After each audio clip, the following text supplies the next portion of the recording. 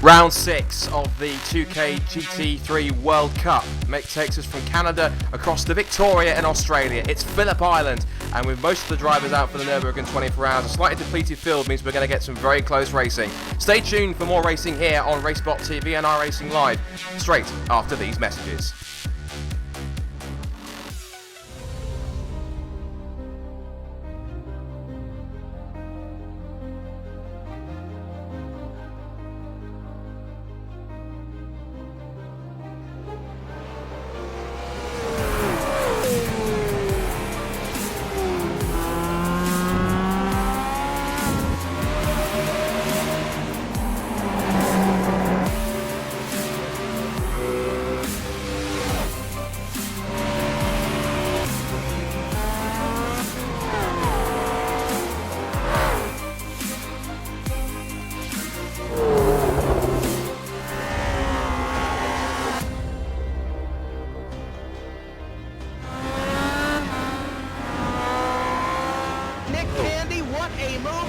The outside contact made, 56 slides it into 4, who's going to be into the stripe, dead even, give it to Ryan Truex. Truex is your winner over Tandy.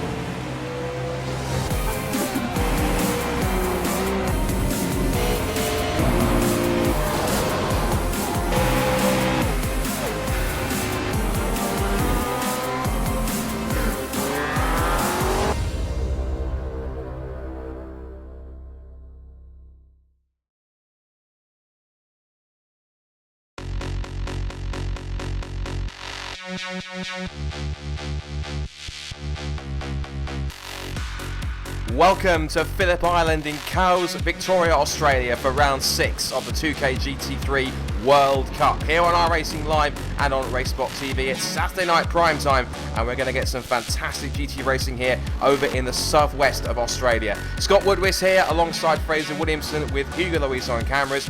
Qualifying is currently 4 minutes old in its 10-minute session, and Fraser, even though the field is slightly depleted for this weekend because most of the teams have made the trip over to the Nürburgring for the 24 hours, which is currently going on as we speak, we've still got some top quality drivers in what hopefully should be a very close race.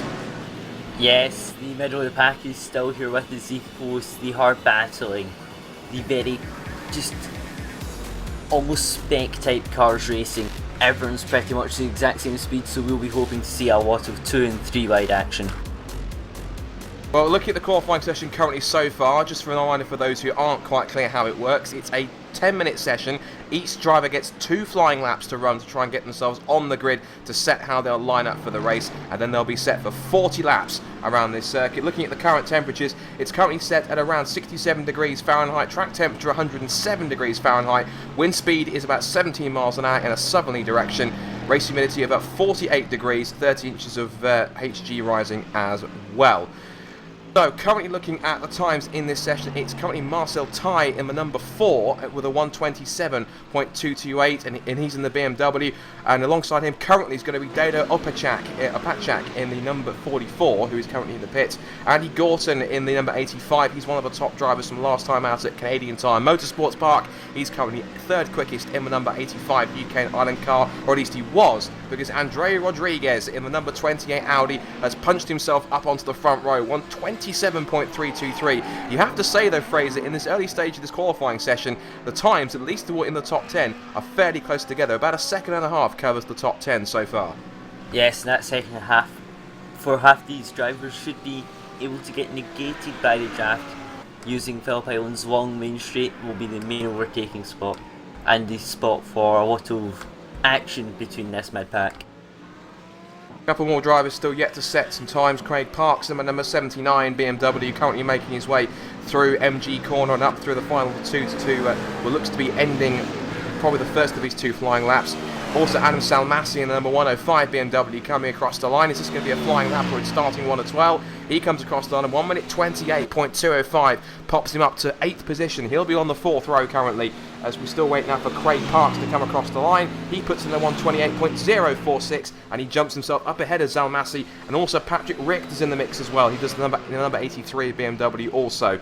So we've currently got a couple more laps to get in, I think, until the end of the session, as Andrea Rodriguez has thrown his car off into the scenery. I need to double check exactly where that was, number 28 Audi. That was on the exit of the penultimate corner. If we get a replay, he exits out of MG on turn 10, heads through turn 11, and the car just seems to understeer wide a little bit, or at least he gets in the hole a little bit too much. It twitches up across the gravel and straight into the tyres, Fraser, and pretty much straight to the scene of the accident.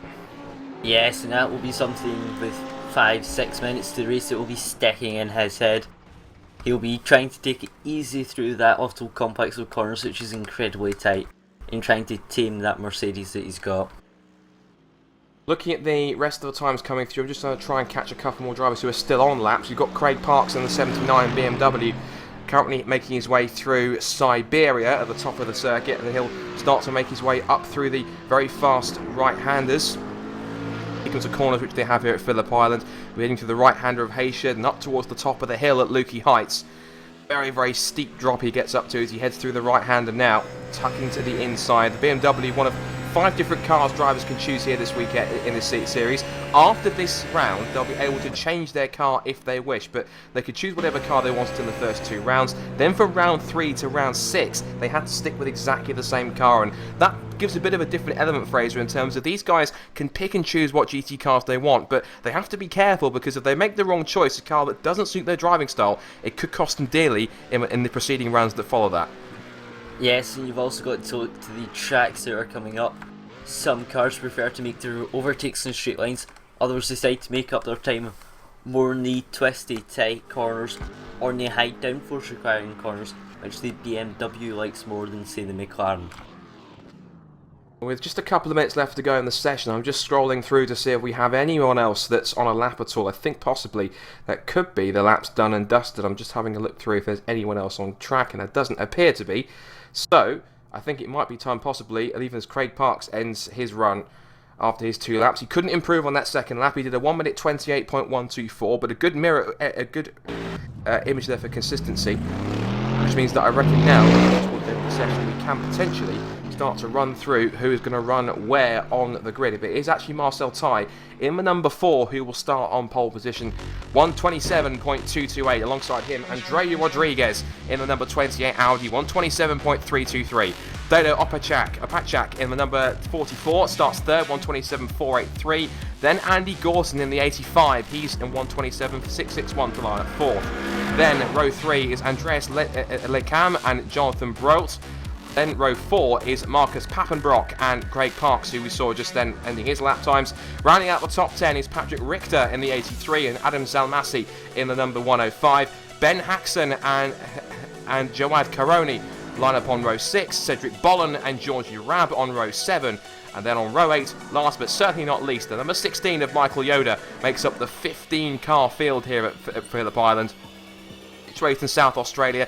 This circuit's been around since roughly sort of around the 50s and 60s, and it usually hosts V8 supercars, and also it's quite a prominent bike circuit. But here this evening, Fraser, it's a circuit that's going to be dominated by GTs.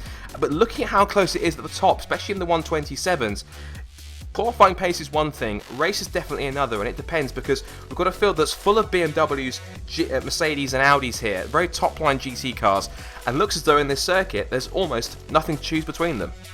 No, this circuit's very balanced between the fast-flowing corners, the slower corners that require more of the car's mechanical grip, as well as the long straight lines that allows the Audi to unleash all its power. And the Audi should be quite a prominent car, because you actually given the Audi a test before this race meeting, and you were making some comments on exactly where this car is strong and where this car is weak. What did you find out in your runs that you had earlier on? My only real prominent views in the car was it was just getting a little loose up Lukey Heights. Just you're having to brake and try to point the car in. The BMW was enjoying it a bit more than the Audi, although none of them liked it. So I'd be expecting an Audi to maybe lose it in that area of the track at least. Just to make you guys aware, of course, as well, as we have many primetime broadcasts that go out, RaceSpot TV Primetime does return in a few weeks, where you, those who love sim racing and who watch these guys week in, week out, get to choose which iRacing series we broadcast 2 nights a week on a Wednesday and on a Friday. If you want to find out more and to vote which championship we go we go to broadcast, visit racebot.tv/primetime, and you can get all the information to try and do that. Do you want to see Kias again? Do you want to see Formula Renault? Do you want a different championship or a different class of car that we haven't seen before? Go and get the votes in, and hopefully we can bring you exactly what you, the viewers, want to see us broadcasting on iRacing here on Racebot TV and on iRacing Live. You are joining us here, of course, for round number 6 of the 2K GT World 3 World Cup at Phillip Island in Cowes, Victoria, Australia. 2.76 miles, 12 turns. We're getting set for 40 minutes of racing as we're waiting for the last couple of cars to make their ways onto the grid to grid up, and as the Ford Mustang pace car takes them off onto the rolling lap, you'll be able to see the cars on there. So looking at where they are, car number 4, which is Marcel Ty, he is on the inside of the circuit on pole in the number 4 BMW to run through again. Andrea Rodriguez, he actually had a pretty good run last time out at Canadian Tire Motorsports Park. He actually ended up with a podium in 3rd place. And then just behind him is Dado Opachak and Andy Gorton. Andy, in fact, had a good run himself also. He actually lined up finished 4th in that race, just off the podium. But the fact that we've got a depleted field here, Fraser, means that there are some guys here, if they get the chance to go for glory, that maybe with a larger field in prior races, may not have been able to have a chance to do that. They get some time in the spotlight this evening. Yes, that's also why some of the back markers who are just looking to get some points at least will have a larger chance of getting these points, which may actually put them higher up the standings, which they may otherwise not be. That is very, very true indeed, because it's an 18 race calendar. We don't actually know where we're going for race number 7. The rounds tend to come up sort of as and when the race is finished, but effectively what you have here, there is a penalty point system for a high number of incidents. There's a very strict penalty system for bad driving also, but normally a race length is usually around sort of 60 minutes. It's slightly shorter, I guess, because of the slightly depleted field. But also, these cars all have to start, I believe it's with, I think it's 45 or 55% of their maximum fuel load, which means that no one's going to be going up for glory runs. No one can go and run for a long point in time. It is a rolling start.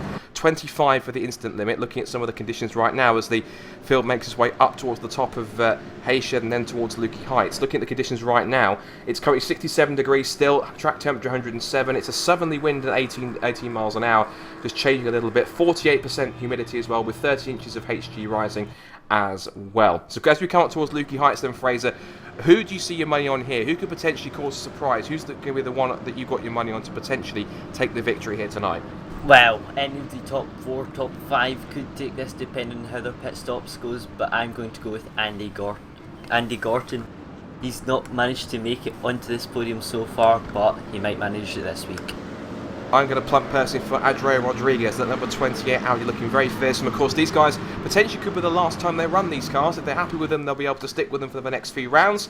If they're not, they can change them. But of course, now as the field makes its way 2 by 2 through Swan Corner for the final time, get set for 40 minutes of GT3 action here at Phillip Island. It is round number 6 of the 2K GT3 World Cup. Marcel Ty has really put his foot to the floor as the field speeds its way up towards the green flag. The lights will go green and round number 6 is underway. Marcel Ty is already got a great start, but you see Andrea Rodriguez has got the headlights flashing as the 15 strong pack charges down towards Durham Corner for the first time. Rodriguez goes to the inside and takes the lead in the Audi. Second place down Ty. Gorton is now Opachak in 3rd place. We've got Gorton in 4th, and then we've got, I think that's Andres Lekam in 5th position holding on. Just ahead of the Audi of Jonathan Brote as they come through. We've got a spinner already in the background. That is Ben Paxton in the number 8 Mercedes, and he's dropped down to the tail of the field already, Fraser. Yes, and Craig Parks has also went for a spin across the dirt after some contact with the 83 car. That was into turn 3 there. We've also got someone wide in the background. I think that was number 105, Adam Zalmasi, I think, exiting Honda Corner. Through Siberia for the first time. They'll head through the very winding corners of Hayshed and up towards Lukey Heights for the first time. Everyone appears to be pretty much single file at this early timing point. Just having a look at P5 I'm watching here between Andres Lekam and the 106 BMW and the 96 of Jonathan Brote and the Audis. They charge up towards the very tricky kink of MG at the bottom of the hill from Lukey Heights.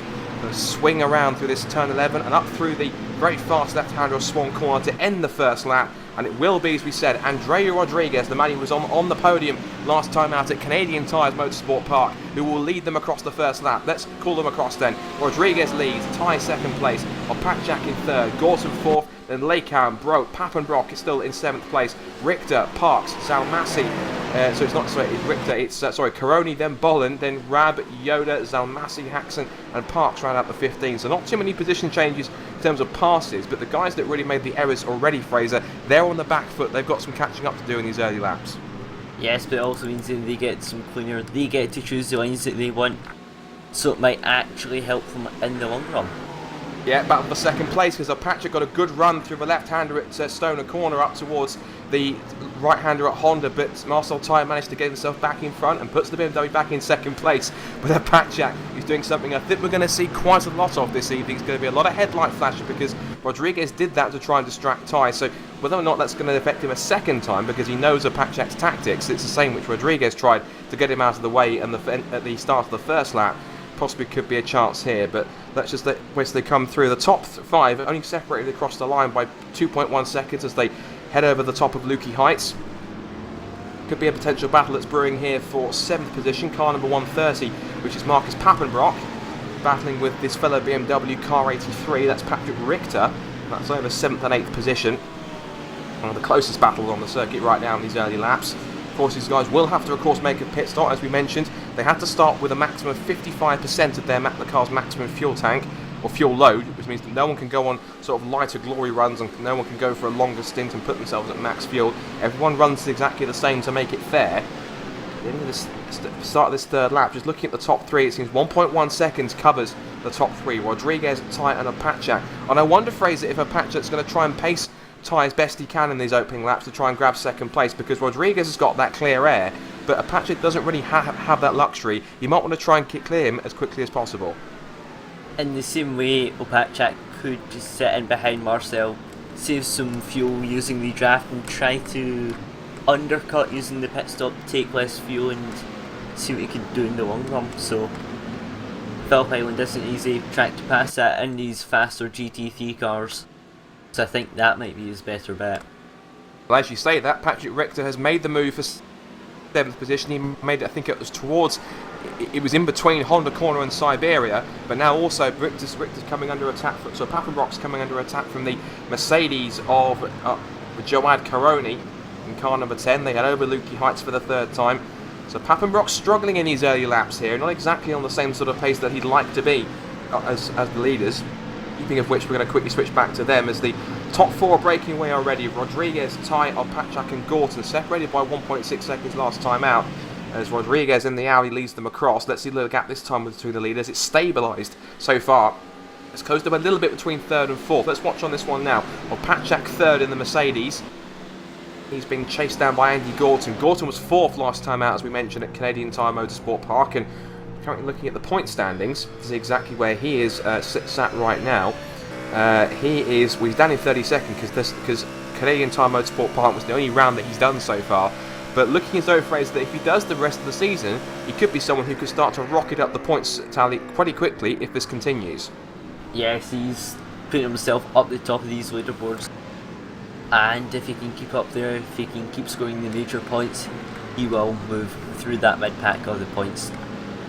Battle of a 5th currently brewing here between the 106 of Andres Lekam and the 96 of Jonathan Brolt. BMW versus Audi all over again. This is, I think, there's hardly any Audis in the field, but certainly Andrea Rodriguez proving that in his hands it's the car to choose.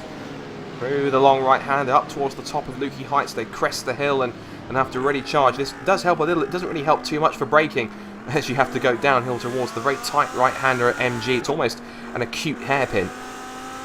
And they head themselves back through Swan Corner, the very long radius right-hander. But it does kick up, I think, from one or two of the cars in front as they head through up towards the end lap number 4 of this 40-lap race.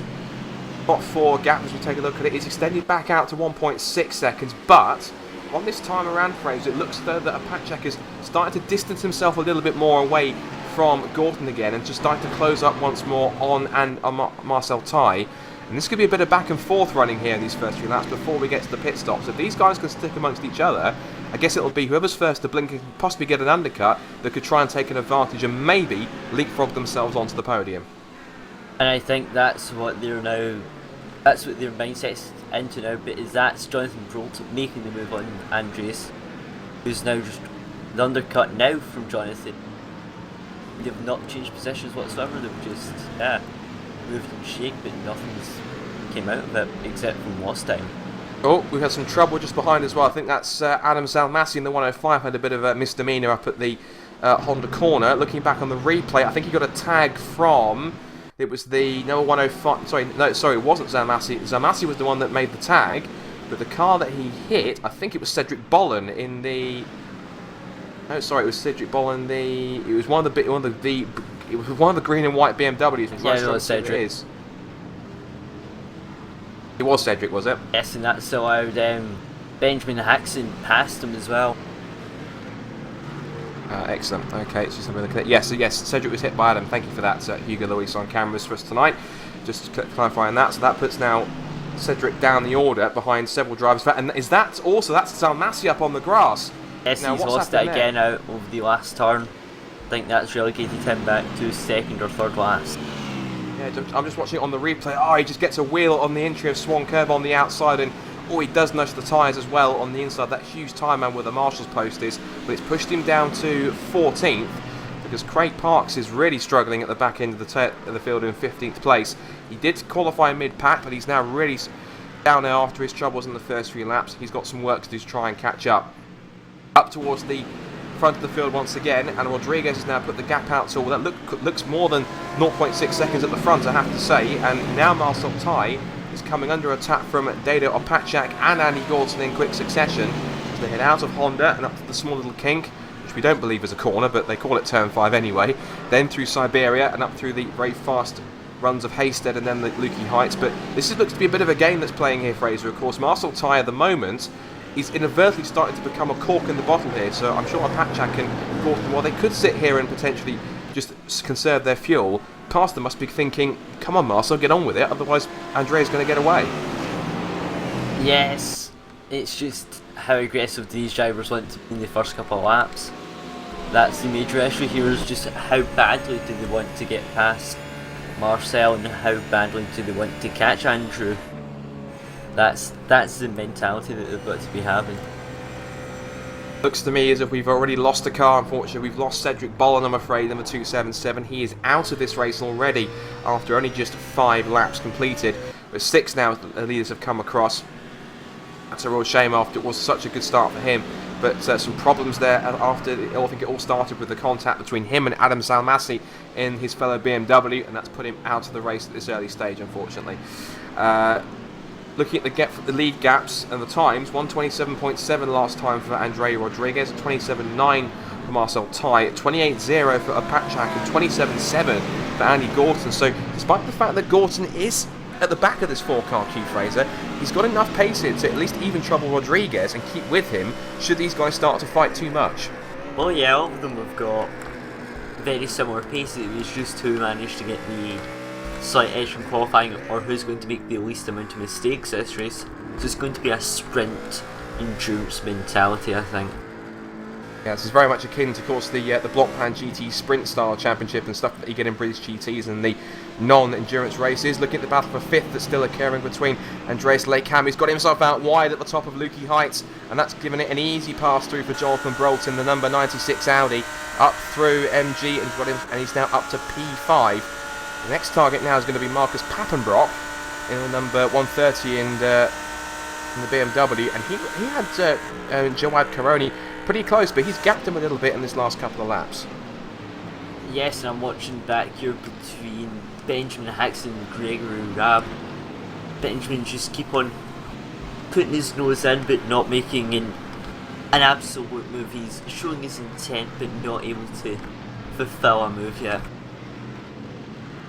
Interesting here now back at the front is that the top 4 are closing up again. If you look at the last few lap times, and Marcel Tai was fractionally quicker than Rodriguez, but on this lap you can see noticeably Rodriguez isn't as far ahead as he was in the past couple of laps. He's lost out a little bit of time here, so whether or not that's his tyres starting to go off or potentially he made a small twitch that's allowed them back in, but it does seem very back and forth. And as you said, Fraser, the pace between these four guys is very, very similar, which means it's pretty much a stalemate between them as they head down at the bottom of Lukey Heights and into MG once again. This is towards the end of lap number 8 here, already 1/5 distance in this 40-lap race here in the 2K GT3 World Cup.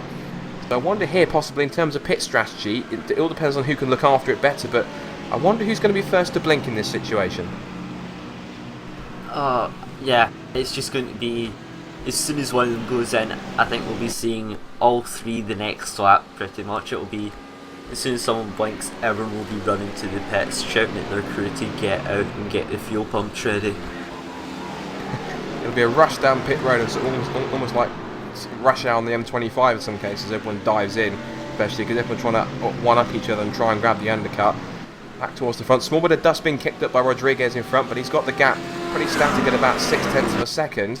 But Marcel Tai's last lap was a 10th quicker on that time, so there's obviously areas where the BMW is quicker, and as you mentioned earlier on, Fraser, areas where the Audi is more supreme.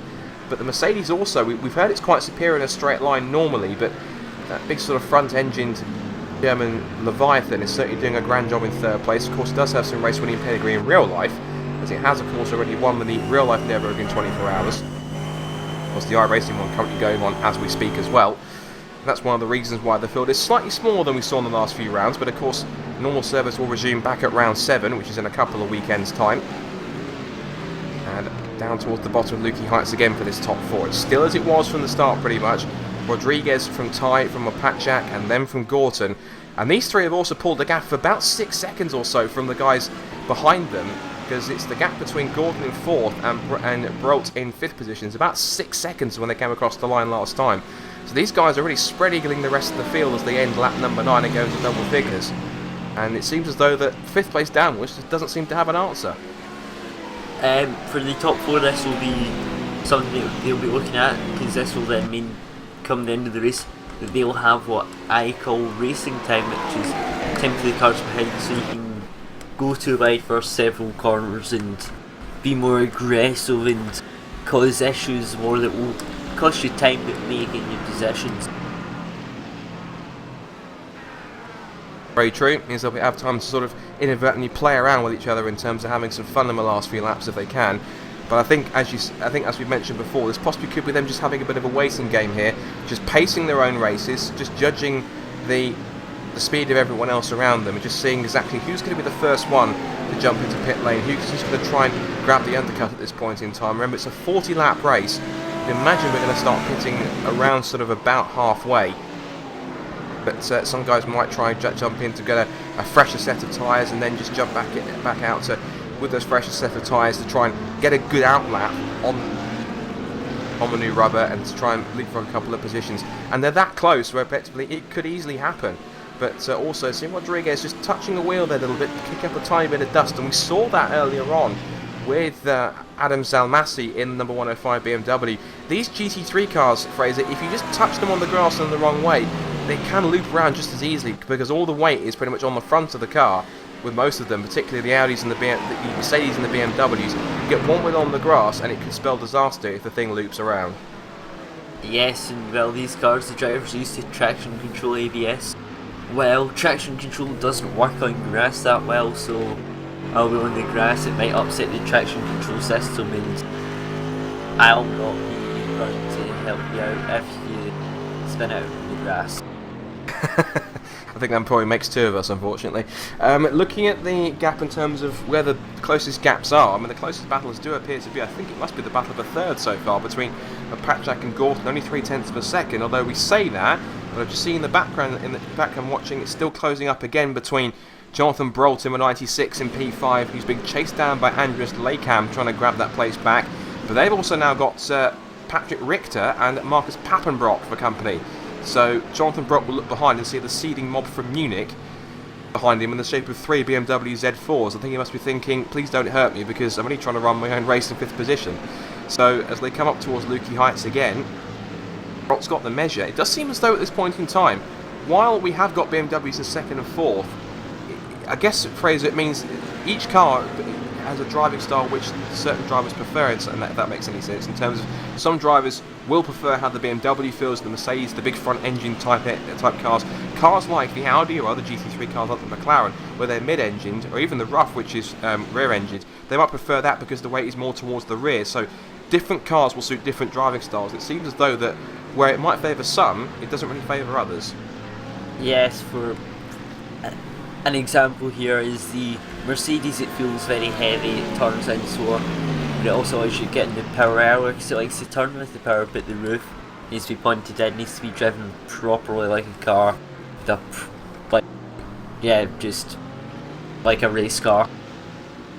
Effectively, the Mercedes, it gives you more license in some cases to throw it around a little bit more because it's a bit more weighty, whereas with the roof it's kind of, because you've got that more power on the rear end, you have to kind of drive it a bit more finely, with a bit more finesse, shall we say. As that's a spin for the Audi, that's a spin for Jonathan Brolt on the exit of Honda Corner. If we can get a replay of that on the screen. I did see a car that was off on the inside. Let's just see what happened here. It looks as though, as if we cycled back, it looked to me he did it all by himself through Honda Corner. He's got Lakeham for company on the rear of it. Oh, and he's touched the wheel on the curb on the exit of Honda Corner. Round it goes. He does very well to keep it off the tyres, but it's now dropped him all the way down the order. I think it's even down to almost last position, bar one, as almost all the field went past. The only one that didn't, I think, is Craig Parks. No, you may have done, I think, no.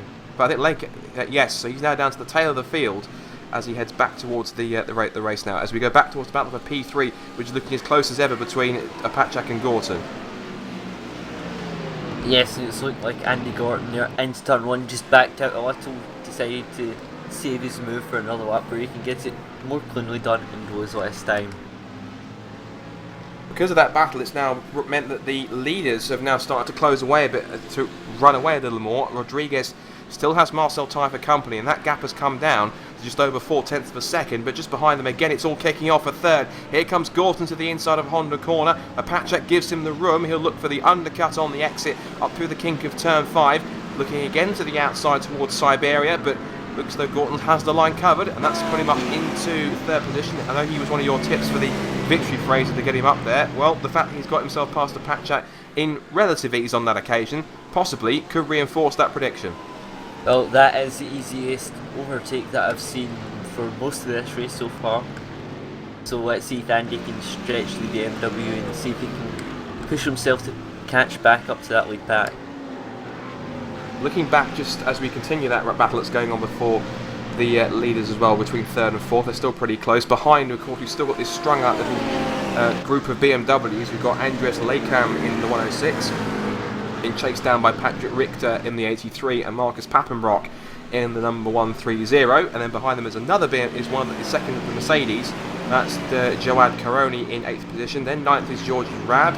Then Ben Haxon is closing him down in the number 8 Mercedes. And then Michael Yoda he was in 11th position, but he's dropped behind Adam Zalmasi, so drama somewhere around the racetrack on this lap for Michael Yoda, seeing him drop behind and down the order, it seems. So Yoda down to 12th. Yes, that was into Honda Corner again. Michael Yoda didn't use used far too much force into the turn there and just ran wide and got all over the grass. Bad times for Michael Yoda. Meanwhile, let's go back towards the front because Marcel Tyre decided to flick the switch and really start to press the issue on Andre Rodriguez here. Remember, these two started on the front row of the grid, but it was positions reversed when they lined up. It was Tyre on pole position, Rodriguez alongside him on the front row. Rodriguez managed to get the whole shot into turn 1 by getting the better jump on the BMW. They come back out towards the bottom of Lukey Heights into MG. Tyre is as close as he's ever been so far in this race. We're coming up towards the end of lap 14. We've got sort of roughly closing in now on half distance. And again, Rodriguez likes to touch a wheel just a little bit on the curb to use all the circuit and a tiny bit more in order to get himself through. Just looking behind, still Gorton in third place. I thought there'd been a switch, but there hasn't, so it must have been my eyes tricking me and that side of things. Looking at the lap times again, time was quicker by about a tenth also. It's a 128.2 for Rodriguez, 128.1. So sorry to interrupt you there, but that's Jawad Karoni off the track and losing another couple of spots there, as that was out of Honda Corner and into 5-6 that he just got in the power too much, got loose and kept it out the tyre barrier. Yeah, and also it looks like he went pretty out into the gravel as well. He allowed, it looks like, Georgie Rabb and Ben Haxton through. That's put him down to 12th position. He was also very lucky not to be passed by Adam Zalmasi out of the final corner. Although, yes, Adam managed to get it done into turn 1 there with a simple inside line move. He did. Well spotted there, Fraser. I was watching the replay on that part of things. I'm back to live pictures now. So that means now I wonder that if just how quickly Karani can get himself back up here. So this could be a battle to watch here between these guys in front, Haxon, Rabb, Karoni and Zalmasi. That will be over 8th position. You also see that over the radio Jonathan Broke was saying something over the radio, but what that was we don't know. And towards the leaders once again. Rodriguez still has the measure of Marcel Ty here. They're just it's punch and counter punch at this point, but looking at the lap times, Fraser, the tyres are starting to fall away a little bit here, because either that or it's a slight amount of fuel consumption in the couple of the corners. As I say that, Rodriguez is back into the 27s, 27.9 for the Audi, following a 28.0 for the BMW behind in second place. And because of the battles which both Gorton and the Patchak had earlier on, they're now pacing the guys who are fighting over the final podium spot. These guys seem to be the class of the field.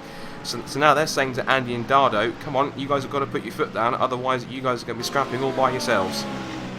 Yes, and I think now Marcel and Andrew are the only two likely, or the ones that you'd actually put money on to be winning this race. Is you wouldn't be predicting Andy or Dardo to come back from 3-4 seconds with such stiff competition. It does appear, watching this lead battle, that it looks to be that Marcel Ty is more comfortable in some corners, whereas Rodriguez seems to have the edge on others. I'm just going to try and watch here to see where exactly he may have an advantage, because I'm wondering if it's maybe possibly under brakes that Marcel Ty has a better advantage than Rodriguez here. He's closing up again as they come up towards MG.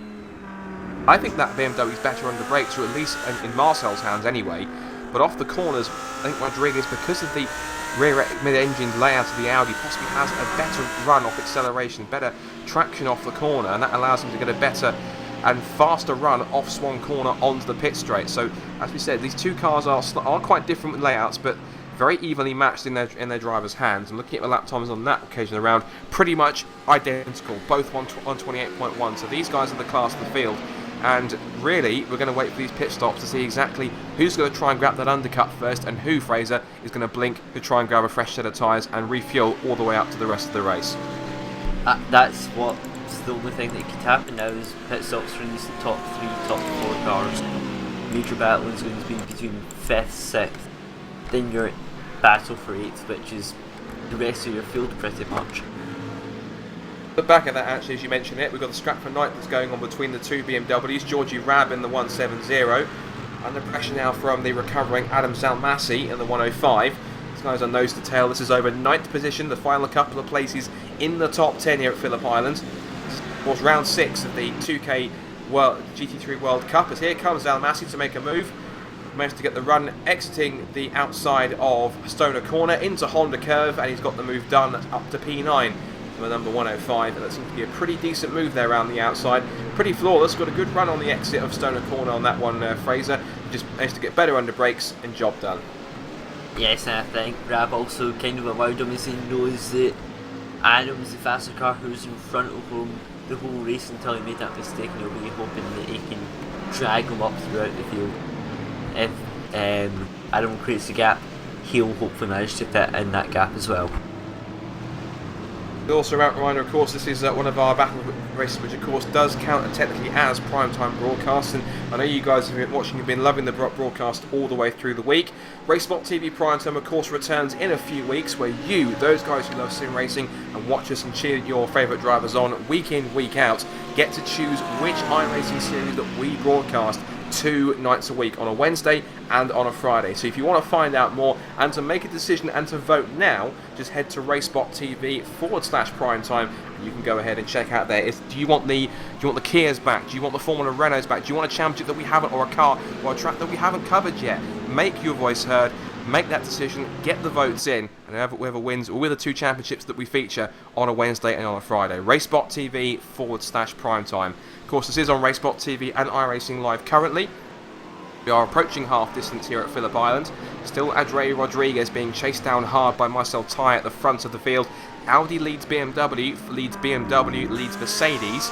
That gap between third and fourth has drawn out to about 2 seconds now between Andy Gorton and Dado Apachak. Then we've got, it's the three BMWs that have been sort of spread eagling themselves between each other. And actually back off the road there. He's just let Georgie Rapp and Jawad Karuni right back past him. He's got to make those positions once again. So he's made another unforced error, which has cost him another couple of spots. Yeah, just watching the replay on that quickly, he did get a little loose on the exit of Siberia, touched the wheel on the grass, as so many drivers appear to be doing, and then just had to allow both Rab and Karoni through in the Mercedes and the BMW. That's him diving down into pit road. That's the first car that we've seen, so we definitely know fuel window has opened. And he has. Zarmas has been the first to blink, it seems. I wonder if that was a logical decision after his move. Possibly his tyres were starting to give up as well. And because of that, he's decided he wants to get in and just use the clear air that he'll have at his disposal as he makes his jump to pit road. So the question now is going to be, when are these two at the front going to start to blink? Or when are we going to see Rodriguez and Ty through? And also, it'll be likewise the same question over P3. Is Gorton going to jump in before Apachak? Or is Apachak going to try and grab an undercut on a fresh set of tyres and try and leapfrog the number 85 BMW to possibly get himself into a position to get onto the podium? Well, the gap between Andy and Dad was increased without us noticing. It's now up to about 2 seconds, so pit stops will be crucial in deciding who gets the last spot on this podium. Nothing yet for our leading two as they head past the entry to pit lane, and now we'll come on towards the start of the 20th lap. This will mean that at the end of this it will be half distance in this 40-lap race here at Phillip Island. And of course, this is, for some drivers, this could be the last race which they choose to do in this particular car. That, of course, all the GT3 cars are at their disposal. Of course, the Audi, the BMW, the Mercedes, and the McLaren in the roof. No McLarens or roof in this race on this occasion. But the rule is that for the first 2 races they could run whatever GT3 car they wanted. Then for rounds 3 to 6, which is this, of course, round here, round 6, they had to stick with the same car as their own sort of choice. They got those first 2 rounds to decide what car they preferred. Then from race 6 they are free to choose their car once again. Then I believe they can run that car from races 7 to 12. They never get to choose again for races 13 to 18. So it means a bit of diversity, means a chance to try some cars they haven't used before. Maybe as we talked about earlier on, as the championship goes on, there'll be different circuits which suit different cars. So you have to hope, I suppose, Fraser, if you know what circuits are coming up, that you choose a car that suits the majority of the circuits that you're going to have to use it for. Yes, and that's why we've seen a lot of BMWs and a lot of Mercedes and Audis. They are the more neutral cars, so to say. They're very different handling wise, but they all react in the same way. They will all comfort you while sharing the car, so to say. Back towards the front, Marcel Ty is again getting as close as he's ever been through the brake. He seems to be very, very strong, as we mentioned, up through the right-hander at MG under braking at the bottom of the hill. He seems to get that BMW anchored up that little bit better as they streak across the line. Half distance is in the history books here at Phillip Island. We've got 20 laps down, 20 more still to go as we head towards the turn 1. Of course, the very fast Dewan corner, and the leaders will come towards the southern loop. They go through that first corner at about 140 miles an hour still. That just shows just how much downforce and how much grip at these guys' disposal in these GT3 machines. It really does mean the GT3 is still enforced as probably the world's most popular GT category. There's tons of national and international championships. Of course, the Blancpain series. Of course, we have our own iRacing Blancpain series, which runs at the moment, of course, in the officially sanctioned championship. And of course, we have other championships across the world. Of course, we have the likes of, the British GT Championship, the Pirelli World Challenge in the US, the Australian GT Championship, whose last round was actually here at Phillip Island. And would you believe it, Garth Tander actually lapped in qualifying some 4 seconds quicker than these guys managed to do in qualifying here. Of course, not to say these guys are any less skilled in terms of that, but of course you get to see exactly what a professional driver can do in the hands of one of these GT3 cars. It really takes, Fraser, a lot of skill, but also, depending on what car you've got, almost with the amount of grip from the aero that you get here, it's almost if you have to really push the car as hard as possible and hustle it around the corners to get the most out of these cars to make it a satisfying lap. Yes, and what I say to people who are driving GT3 cars, they're easy to drive, not in the limit, but as soon as you're pushing for that last tenth, they will find a way to kill you. They'll find a way to spin you out places you've never spun out before. They will find that way. Just whilst we were talking there, Data Apachak in that sort of sequence has actually been the first of the front runners, so to speak, to make his pit stop. He was in 4th position, but he's dropped back down to 11th. Shows that he's trying to get himself back up through the order. Looking out to see if anyone else has jumped in the pits just yet. Gorton's still in 3rd. We've still got this ongoing sort of distant duel between the 3 BMWs in 4th, 5th and 6th of Laykamp, Richter and Pappenbrock. Haxon still running 8th. Also, I think Georgie Rab's been in the pit lane recently because he's down to 13th in the order, so he's made his rotational pit stop. And of course, we know that Alan Jalmassi is pitted also. So we've still got to wait for these 2 leaders to try and make their stop. And I wonder if one moves, if the other one's going to be quick enough to react to actually jump in on the same lap with them. And it'll be then a race for the pit stops to see who gets out in front. So I wonder. Pretty much a waiting game, isn't it? I believe that these leaders will go as long as their fuel tanks will let them go and just take fuel, no tyres, and so that you don't actually have to battle with any of your mid pack, so they can always be in their cleaner air. So they're not losing time in that mid pack, which is the risk in taking an undercut that you get put back into slower traffic. Back out of Swan Corner now to end lap 22 of 40. Across the start and finish line they come once again.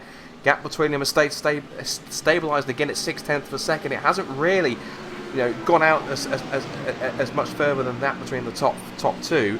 Just watching behind them to see if anyone else has stopped as well. Andy Gorton is still carrying on. We've got Patrick Richter and Marcus Pappenbrock in the pits from 5th and 6th.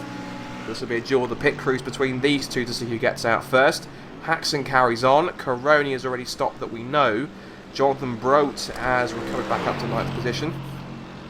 He is in also as well, as is Michael Yoda. So pit stops are happening in earnest here at Phillip Island. I wonder possibly who it's going to benefit the most in this sequence, Fraser. Yes, and I think some of these not slower drivers, but drivers who aren't as far up in your field will take more benefit from taking these early pit stops than your leaders, because it will give them time to drop out the pack that they're running in, to get some clean air and to run laps that they're wanting to do without having to defend or having to attack other cars. And you spoke about also the front runners will only just take fuel. So does that mean, again, possibly, I have to admit I haven't done too much driving in iRacing myself personally, but in terms of the actual tyre life, I'm presuming these cars will actually run pretty well, as Marcel Ty is the first to blink. Marcel Ty, a number 4 BMW, dives in from 2nd place. I'm guessing he wants to get in to not be stuck behind the Audi anymore, as is also Ben Haxon. It looks as though, I think it was Andy Gorton. No, it's Andy Gorton, sorry, in the 85. So Marcel Ty and Andy Gorton are in. And this could be a really crucial part here. So this will mean that if Rodriguez is coming in on this lap, he needs an absolutely stellar in lap, and his last lap though was 1:28.5, so it's not really done him any favours at that point in time. He needs to really push at this point.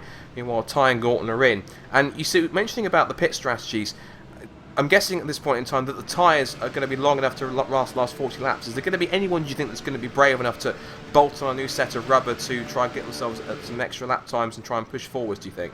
That's not the issue in this shorter race. The actual issue is that tyres are done separately from fuel, and they're done 1 tyre at a time. So it's not where you jack up your car and you can get 2 or 4 done at once during fueling. It's fuel then tyres, but the tyres take long enough for them not to pay off in track position or track time. You're only dropping off about half a second here, which wouldn't make up the 10-15 seconds that taking tyres would. What's interesting is this lap for third that was going on. It really has not played into Apachak's hands, because Gorton has pulled quite a gap at this point in time on this occasion. Because he and actually that's got in. Andrew Rodriguez coming into pit lane to react to Marcel Ty there. It is indeed. So Rodriguez hits the stops, and we thought he'd come in a lap later. So we have to see exactly in terms of location where he is. Now Ty's already at Haysted, up through Lukey Heights as well, and Rodriguez hasn't even hit his pit box yet, so I wonder possibly if lap has been quick enough and Marcel Ty's been losing enough pace, potentially this could be working out perfectly for Marcel Ty here. Ty is already at the MG corner, and Rodriguez is still stationary getting more fuel, so this is going to be a pretty close one unless Ty's got enough pace here. Up through the final corner that comes Marcel Ty. Is Rodriguez underway? Yes, he is, just about, but Marcel Ty is at full pace down the pit strip with tyres up to temperature already, And as they come up towards the end of the timing line, Rodriguez is out, and actually with more time, in fact. That's actually, I thought the time might have been a bit closer than that, but thanks to the quick pit work, and looks to be a quick enough in-lap, it seems, Rodriguez has maintained his lead, but not only that, is gapped in time by a few seconds, Fraser. That's pretty impressive. Yes, I think Andrew just got the quicker pit stop, managed to get stopped in the spot quicker, managed to brake later coming into pit road, and he's just managed to do what he wanted to do, and he's managed to succeed in these pit stops, and we're back to the last 16 laps to go. I think something that is intriguing now is that Andy Gorton looks as though he's been the real benefactor in those pit stops, because not only has he pulled several more seconds on Dado Patchak in 4th position, he's also brought Marcel Ty back closer towards him in that sequence there, so that undercut which he got, at least he must have got a quicker pit stop on that side of things, because he stayed pretty close, and he didn't lose too much time behind Marcel Ty in 2nd place. But the story is, of course, this race after the pit stops have shaken themselves out, Adrian Rodriguez has kept the lead and extended it by a couple of seconds here over Marcel Ty. We'll look at the gap as it comes across the line. It looks a bit to me visually at around sort of at least sort of three and a half seconds maybe as they come towards the end of the first flying lap, at least for Rodriguez on these new tyres, or at least with the out of the pits, I should say.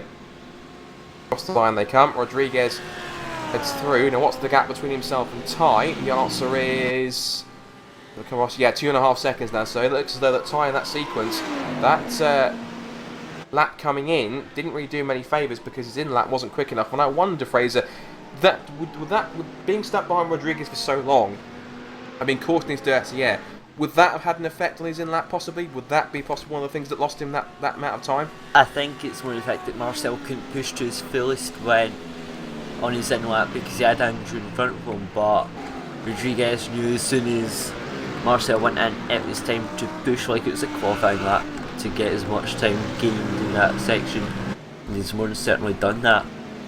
But Andy Gorton has gained time over both of them in the pit sequence by about a second to Andrew, so who knows what could still happen. Yeah, it's a good point actually, because Andy Gorton's got himself a really good set of pace here. He's on a 128.5 on his last lap compared to Marcel Ty's 128.8. So if anyone's actually looking pretty strong, it looks to be this battle that's going on currently right now. We've got now we're coming up to 3/4 of the race distance through here, and we're going to watch the lap time and see now that Rodriguez is pretty much, this is his first flying lap up to speed out of the pits. Last lap, of course, was his one that was just coming out of pit lane. It was a 131.8. First lap out of the pits flying, it is a 129.1, so he's actually lost quite a bit of pace on that time. 128.5 for Marcel Ty, and 128.6 for Gorton. So maybe Rodriguez hasn't got this tied up at this point in time, Fraser. That lap was pretty indicative, possibly. Has Rodriguez taken a little bit more out of his tyres than he wanted to, and possibly than Marcel Ty and Andy Gorton? Could this be playing back into the BMW's hands, I wonder? Yeah.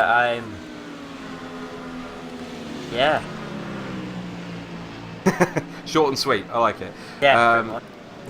So up through Honda Corner and up through towards Siberia again. So on lap 27 of 40, round 6 of the 2K GT3 World Cup here, a 6th of 18 race calendar, where we've already seen, looking at the inside at that point in time. Meanwhile, back towards the down in the order, we've got Jawad Karoni, who is off on the grass and into the gravel up at Southern Loop. That's allowed Georgie Rab past him. Now, maybe have a quick look at the replay and see what was happening here between them. Now, they were nose to tail through the first corner. Looking at the replay, we've got a replay up on the screen here. So they're pretty much nose to tail through Doon Corner up towards Southern Loop. And if you're watching the replay, phrase, just goes in, and the car just doesn't want to turn. Just gets it a little too hot into Southern Loop, understeers wide, up on the grass and on the gravel, and unfortunately that's another position loss. He's down to 11th. From my expert, he's on the dirt again and almost spun out, but from my non-expert GT3 knowledge, these cars don't like to brake and turn at the same time, and he tried to brake and turn, which causes you to go straight. Especially with it being the Mercedes with a big heavy front end, it won't have done him any favours either.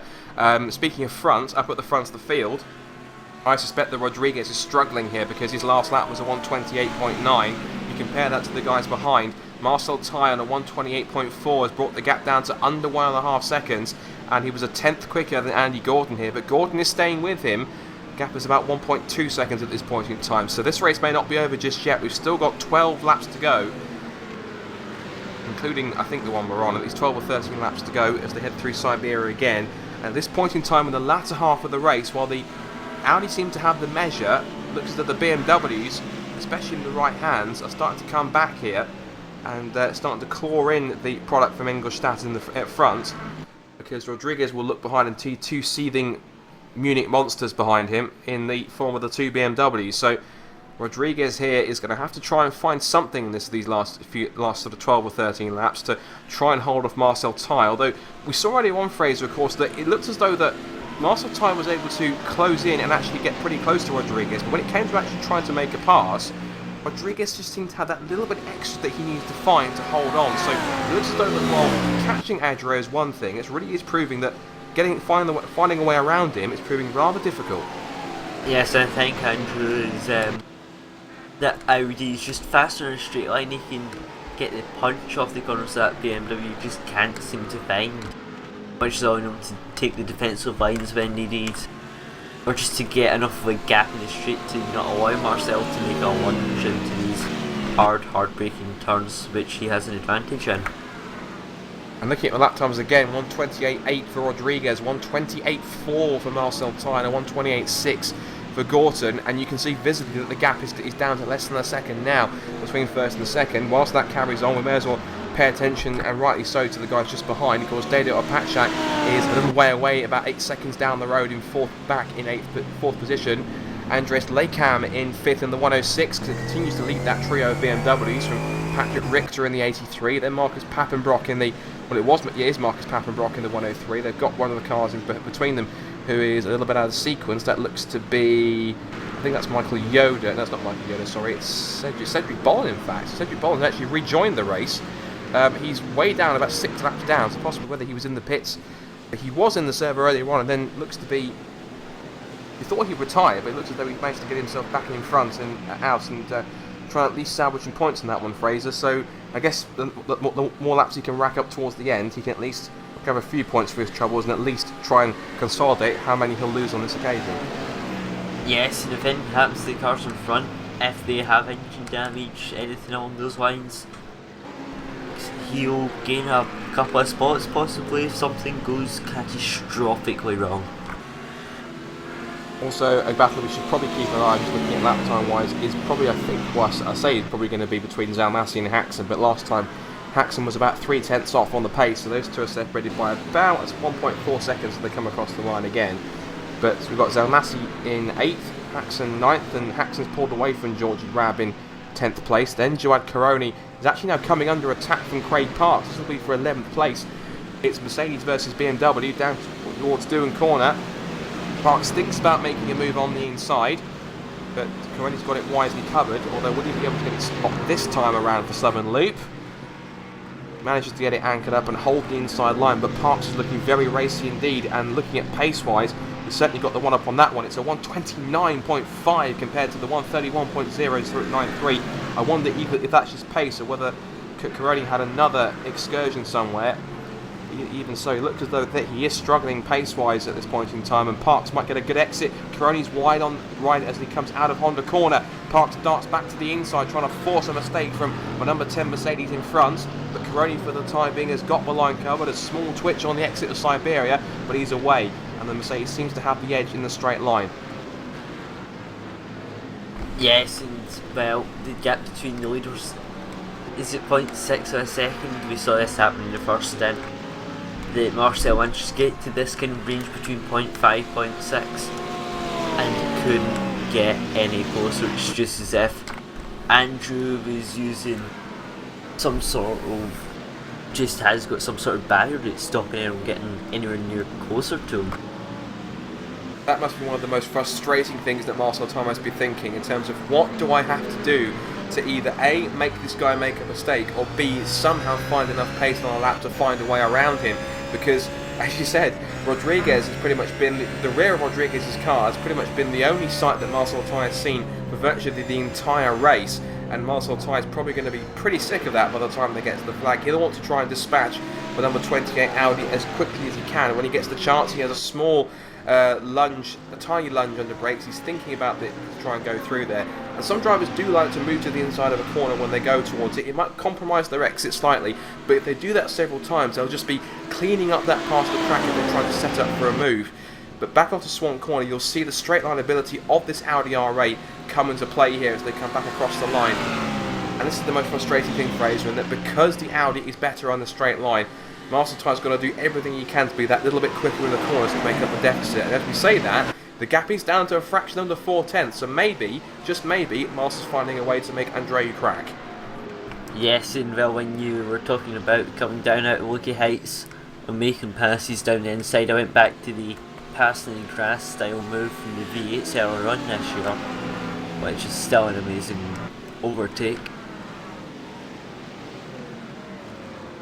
But the pair here have now started to pull away from Andy Gorton, and I think Rodriguez possibly knows that he could be on the ropes here between the pair of them, as Marcel Ty is literally as close as he has ever been in this race. He's got his BMW, the front splitter tucked underneath the rear wing of the R8. They come through Haysted for the 32nd time of 40, and the gap when they came across the line before was 0.395. The lap times last time was a 28.9 for Rodriguez and a 28.7 for Marcel Ty. And I'm also wondering that if these two continue to battle, as Marcel Ty almost went into the back of the Audi on under brakes for MG, I think he almost thought he was going to start actually taking the rear wing off the Audi R8 at that point, but just about got it anchored up. That would lost him a couple of tenths. And again, Rodriguez is kicking up a tiny bit of dust. He seems to be consistently running that outside line on the curb on the exit of turn 11. Kicks up a tiny bit of dust, but not too much that's going to compromise him as they come back across the line. But I think Marcel Ty at this point, Fraser, the gap is stabilised again at just about 3.5, 4/10. There's nothing much more that Marcel can do apart from just continually pressure the Audi and try and wear him down towards the finish. Yes, Andrew's just got to stay strong, don't crack, and see what happens with Marcel. He's just got to find that extra little tenth in one of these laps to just hook onto the back of that, maybe get some of the drafty overspeed, and hope that BMW can stick with the Audi in one of these big long straights that lead to overtaking zones.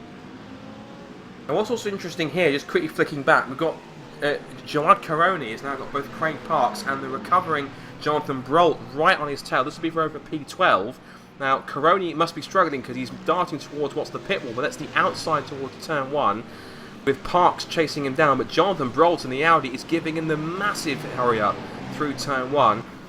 They come up through Duan Corner, back towards the southern loop. The scene of Caroni's off slightly in a few laps ago, and that battle possibly could be going on all the way to the flag. We'll keep an eye on that as they come exiting up towards Stoner Corner, the fast left-hander of turn 3.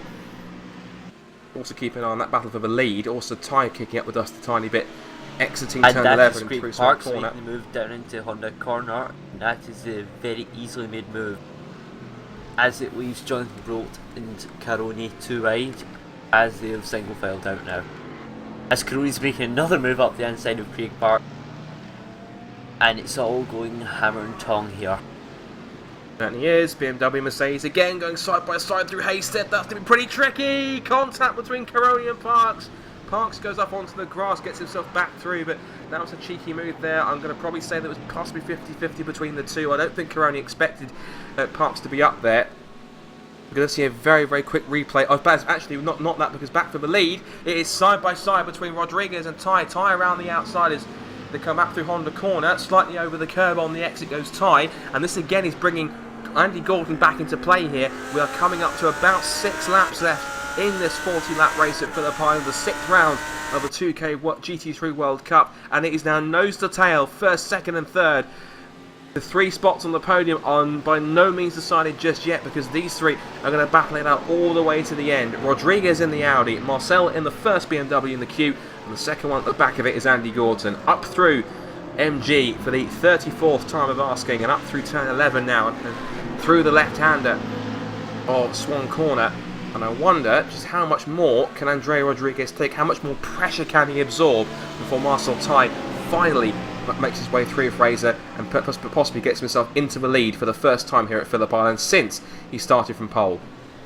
Well, the issue here is if Marcel tries to move down the outside and it doesn't work, can Andy one-shot the inside of Marcel and make a spot there? That's the risk that Marcel's got. He's got to attack to defend pretty much here. Also keeping an eye on the battle that's still going on between Craig Parks and Jonathan Brolt. That's over 11th place. They were pretty close as they come through the final couple of corners up through Lukey Heights. We'll keep an eye on that, but this battle, I believe, is still the closest and most intense to watch as they come back towards Honda Corner. And Rodriguez, he was quickly looking for the apex on the brakes. He's gone too deep, I think, because Marcel Ty's going to come alongside him on the exit. Rodriguez has got the better traction off the corner towards Siberia, and Ty is trying to get the cut back on the outside. But this now brings Andy Gorton back into place. They come exiting the left-hander and through the fast sweeping curves of Haysted and up towards Lukey Heights. This race is by no means done so far. We have got just over 5 laps to go, and the lead is possibly anyone's guess between these top 3, Fraser. Yes, and well, my original Vandy Gorton might be paying off now. If he can just start making some moves, carving up Marcel and Andrew, something could happen. Just how much more performance has this Audi got left to hold on? It seems to have a better straight line advantage, but everywhere else, the BMW seem to have that little bit superior strength as they come up towards the timing line again. When lap 35 of 40. We're now 5 laps to go in this 6th round of the 2K G3 World Cup here at Phillip Island, in towards Doohan Corner for the 36th time of asking. Very high speed corner, 140 miles an hour. Rodriguez a tiny bit wide on the exit, but he gets it stopped for Southern Loop. And this is a brilliant race. This is fantastic to watch these three all together battling. Rodriguez has got a very unwelcome sight for him. Of course, he's got these 2 BMWs heavily breathing down his neck in these last few laps as they come up through Stoner Corner, the fast left-hander, under brakes hard with a tight right at Honda. And I wonder how much more Marcel Ty must be thinking, what do I have to do to get past this man? Because Adro seems to have it covered every single time I make an attack. And I hope the desperation is not setting in here, because of course that can mean getting frustrated, getting impatient, and that ultimately can lead to mistakes, Fraser, and could possibly spell a disaster if he doesn't put this right in the right possible way. Yes, and I've got some bad news here that Michael Yoder has just had to park the cars. He's had too many issues for today, and that's his race over pretty much. Just keeping also an eye that we have to look at the lead, but also there's a really good battle still going on between Craig Parks and Jonathan Brolt. Now Brolt has just taken the lead, he's taken the position from Craig Parks through Doohan Corner, and Craig Parks just flashing the headlights to try and distract him. I don't think he was disapproving of that, but just trying to distract him again as they come back towards it. And let's see what Craig Parks has got later on. It may only be for 11th and 12th position, but it doesn't matter. A good battle is a good battle. Now with 4 laps to go here at the front of the field, it's still Rodriguez, Ty and Gorton all together. Audi, BMW, and I think that Ty was a little too deep. Ty just went in very deep there into the southern loop, which allowed Andy Gorton right onto his rear bumper. Yes, indeed it has. He's now got a good run in the slipstream through Stoner Corner. I don't think he'll be close enough to make a lunge into Honda. He's thinking about it. He did move slightly towards the inside, but as we've seen so far, these BMWs seem to be a little bit better under brakes than the Audi is currently, but Rodriguez knows he can just put his foot down on the straight sections, and he allowed the grunt of that beautiful bellowing V10 just to carry him away a little bit further on the straights. This is a really close race between these three. It shows just how closely matched these two cars can be in the right hands on a circuit like this. And this possibly could be any of these three guys, possibly in terms of how it's going to be decided. Now, I thought there was a bit of traffic in front of them. I could be wrong. Now, Gerard Caroni's also in the pits as well. It looks like another mistake he's made so far. He's obviously had quite an eventful evening's racing here at Phillip Island. But as Rodriguez now turns his way through Swan Corner to end lap 37, he is still not being given any cause of a break here as they come back down the pit straight again. 3 to go here at Phillip Island, and the top 3 possibly could be going any way of the wind could be going either way between any of these three as they charge through turn 1. This, Fraser, is becoming just too close to call. I have a feeling possibly we could be brewing to something pretty big in these last couple of laps. Yes, if what I want to see is a 3 wide somewhere. Have all these 3 cars try to fit into one of these gaps, but I don't think they're quite close enough for that yet. I thought through, well, it's impossible at a circuit like this, but then again, we've seen stranger things in sim racing, and we usually do see that on many an occasion. Up through Honda curve again. Ty wants just closing a little bit more through up towards Siberia. This is a really, really tricky one here. Up through the left-hander, just trying to go all the curb on the exit they can, underneath the small little sign through the very fast lefts and rights, the right-hander of Haysted. And again, just seems to be the aero grip of the Audi just a little bit better than the BMW, it seems, but with that faster corner. But BMW coming back at him under brakes now for MG. Marcel Ty he's throwing everything but the kitchen sink at this race and trying to distract Rodriguez.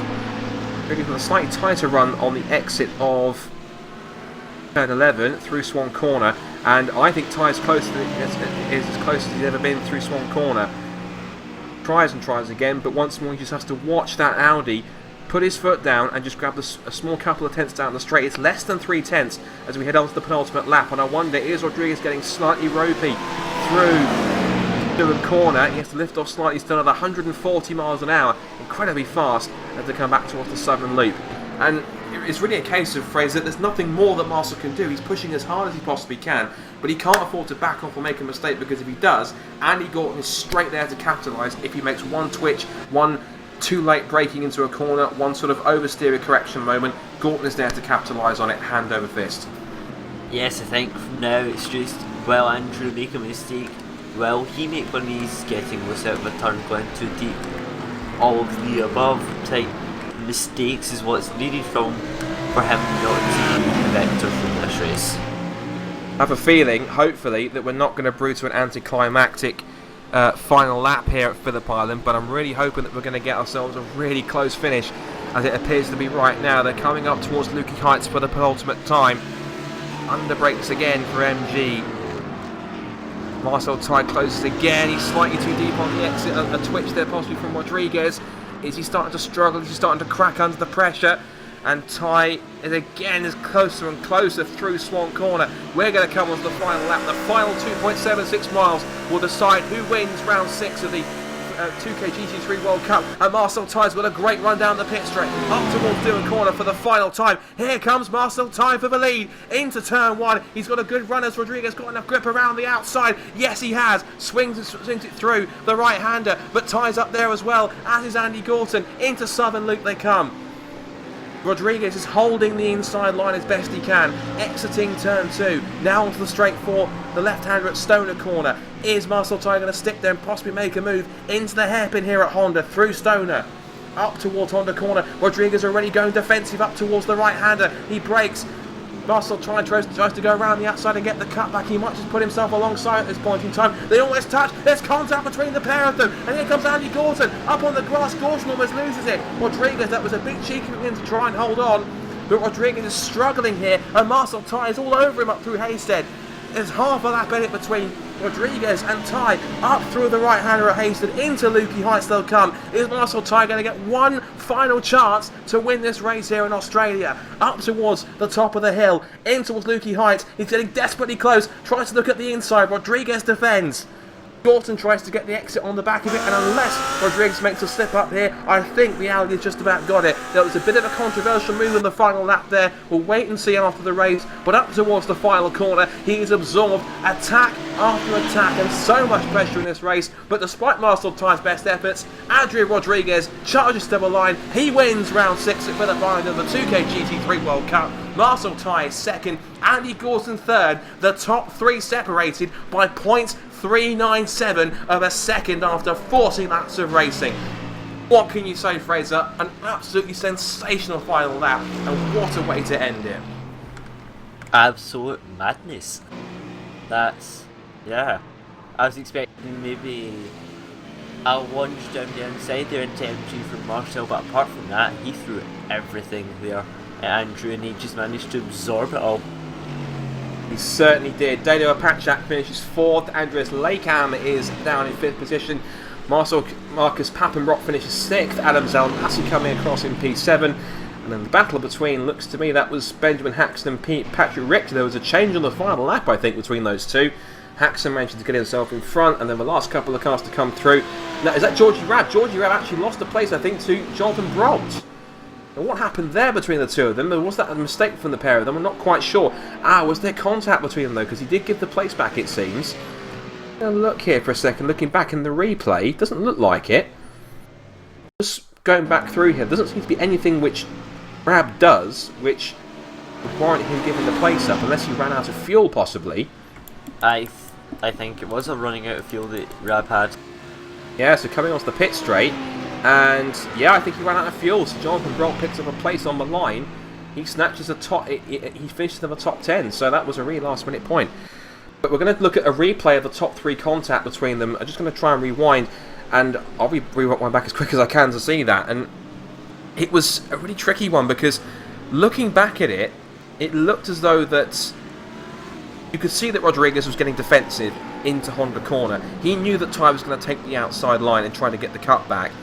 Ooh. And that was a bit of a cheeky one in terms of that. I'm going to quickly watch it back if I it looks to me that Andrew got lost in the curbing on the exit, like many cars had done early in the race. Just spun it across into Ty and re-corrected into Andy Gorton. Would be the nicest way to say it. Yeah, just looking at the replay there, I think I have to agree with that one. Rodriguez did lose it a little bit on the curb, and I don't think he, didn't think he intended to make contact with Ty, but that just seemed to put Andy Gorton out of sequence and just stay away from them a little bit. But even so, it was a brilliant, brilliant race, and we can hopefully take you through your result right now. So, Andrew Rodriguez, after 40 laps of racing, wins the race, 59 minutes, 40.331 seconds. He wins by 0.108 of a second from Marcel Ty in second place. Andy Gorton in third, top 3 covered by just 0.397 of a second. How about that? Fourth place, Dado Apachak, 15.6 seconds back from the winner in fourth. Then Andres Lekam in fifth in the BMW. Sixth was Marcus Pappenbrock ahead of Adam Salmasi in seventh. Benjamin Haxon in eighth, getting the place over Patrick Richter in ninth. And then Jonathan Brolt snatching a top 10 finish on the line from Georgie Rab to get him ahead of Rab in 11th. Craig Parks ended up in 12th with Michael Yoda, Jawad Karoni and Cedric Bolin, the 3 cars that finished 7 laps down. I think Bolin did get back out on track, but he didn't do that. So, a brilliant night's racing, and after that, it's been an absolutely incredible race that's been going on. Fraser, in terms of driver of the evening, we have to pick one. I mean, it's hard to pick because Rodriguez, Ty and Gorton put on a fantastic last lap battle. Who do you choose? Any of them. I just put it in a hat and pick names. Yeah, definitely. It's going to be a tricky one, of course. Now, if you still want sim racing action, you can head over to iRacing Live, because the Nürburgring 24 Hours is currently still going on as we speak, so you can catch up with what's happening over there. Also, if you want sim racing action tomorrow, there is a ton of sim racing action tomorrow. We've got the Finnish Sim Racing Championship debuting on Racebot TV tomorrow. We've also got more action tomorrow for the Formula Renaults and everything else in between for that. And again, as well, a reminder, if you want to decide what goes on in the live broadcast on Primetime Racebot TV, you can decide that as it returns in a few weeks, where you, those who love sim racing, get to choose which iRacing series that we broadcast on the channel 2 nights a week. To find out more and to vote now, head to visit Racebot TV/Primetime and go decide what you want to see. So that is it from Phillip Island for round 6 of the 2K GT3 World Cup. Round 7 is the same time in 2 weeks' time. Where we're going, we don't know just yet, but we'll tell you, I suppose, later on going forward. So from myself, Scott Woodward, from Fraser Williamson and from Hugo Luis on cameras, thanks for watching, and after a fantastic race, Andrea Rodriguez is your winner. Will he win it next time out? You'll have to tune in to see. From all of us here, bye for now.